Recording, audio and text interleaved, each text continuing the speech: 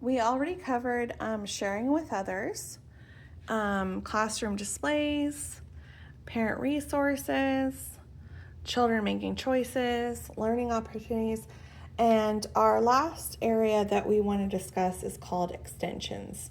Extensions is really going above and beyond and really bringing the concept of nutrition and healthy eating home. A couple of ways we can extend the lessons. One of my favorite ways is by doing field trips. So, field trips are wonderful, but you do need to have parent volunteers or have enough staff so that the first thing you're worrying about is the children's safety. So, setting up the field trip, making sure it's age appropriate, having enough family and staff watching over the children, and having a nice day out, making sure everyone's brought water and snacks and all that stuff. But a couple of ways that we can extend it is, again, field trips.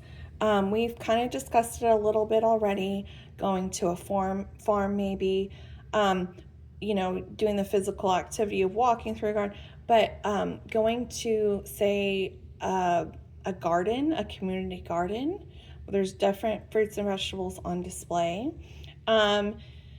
Sometimes different museums will have different themes, and sometimes during spring they'll have the theme of, fruits and vegetables. So you can look around locally and see what's available at that time.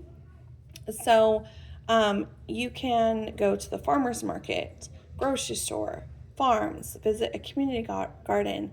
You can also go above and beyond by having a smoothie day where children get to make their own smoothies in class. So only have a small section of fruits and vegetables. Children can pick 2 vegetables and a fruit to put in their smoothie. And with help from an assistant or some parents, children can make their own smoothie. They can even put that in their food journal, and they can talk about if they liked it, if they didn't, what they would change. And you can use little Dixie cups to kind of pour it in and have the other children at the table or in the class try and see what they think, or if they wanted to add something, just integrating that into actually doing something a little different and extra fun. Something that I haven't tried, but I do like the concept of, is there's a wonderful book called Stone Soup. And it's a cute book about sharing. And so we can, read that and then have a vegetable soup day. So you can have, again, a sign-up sheet where parents bring a different vegetable, and then you all come together and, make a soup together, and the children can have it for their snack. It doesn't need to be, very extensive. Maybe some chicken broth, some cut up carrots, maybe some squash, celery, a little bit of salt and pepper. We do want to be mindful of food allergies, and we do want to be mindful of,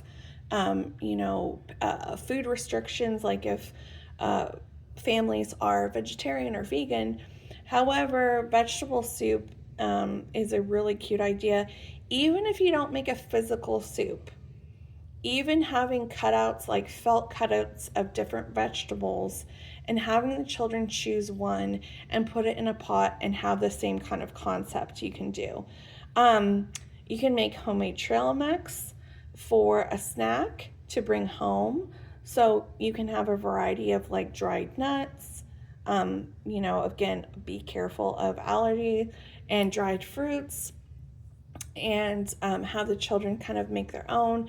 It can even be done with, Cheerios or something, just kind of like where they get to make it and get to bring it home.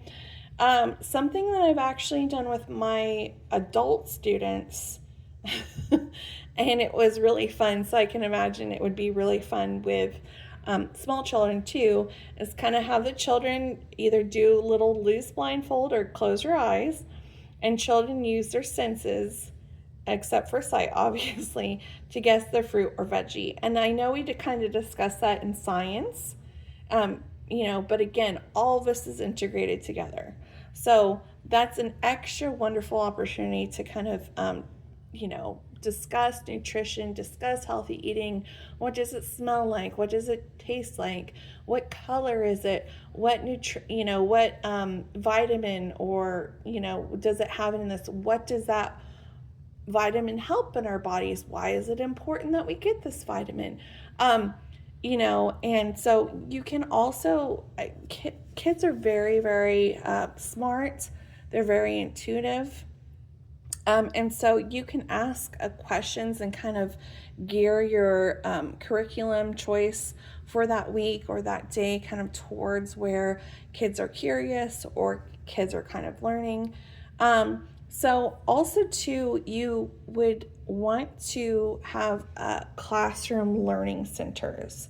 So, opportunity, especially during free play, you want to have like maybe a dramatic play area where kids can dress up as a chef, or they can be, a sandwich maker, and they can, with felt cutout pieces, they can make a sandwich and play, pretend, and they can pretend restaurant, and they can pretend to be a farmer. You want to have a couple of things that they can use in the classroom during their free play time, because again, play is very, very important for all children, but especially during this smaller, younger age. This is really how they learn. You could even have like a small metal bowl full of water where they practice washing their hands. And so there's just so many opportunities for them to learn. Here they're, playing with the kitchen. Here they're listening to music and doing stretches.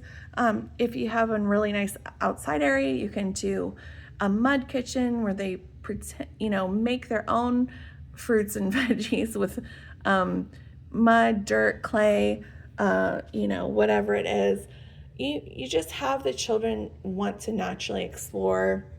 You can set up a little area where they can dance. You can do other science experiments with them.